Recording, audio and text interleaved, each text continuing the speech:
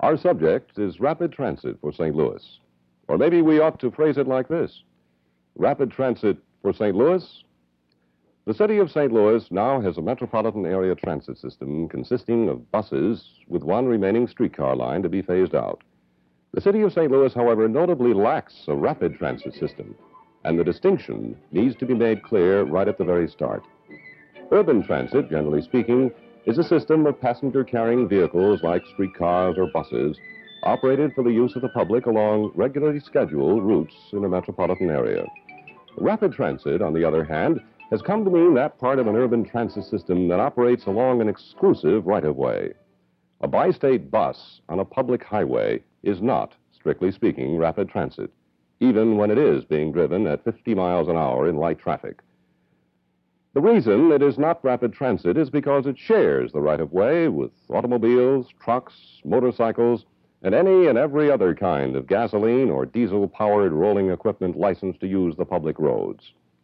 Here, however, is an example of rapid transit. The electric cars are not streamlined or excessively powerful, and they operate over this route at an average speed of not more than 45 miles an hour. But the point is that they operate on a private right-of-way without the hindrance of street-borne traffic, even in the rush hours. Rapid transit can operate overhead, or at grade level, or underground. It can operate on conventional steel rails, or on a monorail. And perhaps someday in the future, it'll be able to operate without rails or even any wheels at all. Nowadays, there's an almost desperately revived interest in rapid transit. All around the world, engineers are reevaluating old rapid transit ideas like suspended monorail systems, and they're experimenting with new concepts like trains of automated rubber-tired, electric-powered coaches to run along special concrete tracks. This television program will be about the possibility of developing a rapid transit system for St. Louis, and it will take up such related questions as whether we can afford one, or whether we even need one in the first place. Well, I think rapid transit would be a wonderful thing. I think it would revitalize the downtown section. It would be a way for people to go downtown easily and without having to worry about parking their cars. Mass transit system would be of no particular advantage to me, because when I get to work, I need my car several times. Some say yes, some say no. Some say maybe. But assuming St. Louis should decide to go ahead with plans for a rapid transit system, there would then rise up a whole host of secondary problems like, where would you put the rapid transit lines?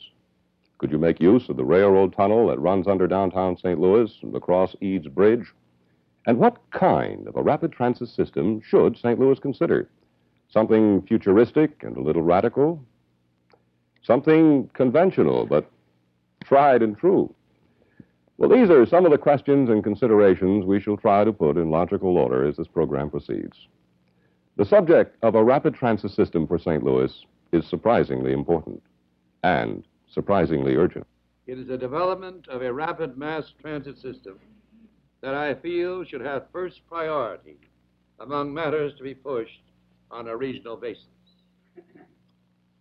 It would not be practical or even possible for this part or that part of the area to go it alone in providing rapid mass transit. Without widespread, informed, and determined citizen support, rapid mass transit cannot become a reality. We repeat, the difference between ordinary urban transit and rapid transit is the ability of the rapid transit vehicles to go over traffic, or alongside traffic, or under traffic, instead of everlastingly plowing through traffic, as in this city of St. Louis, gateway to the West, at the beginning of its 3rd century and what promises to be its greatest period of expansion.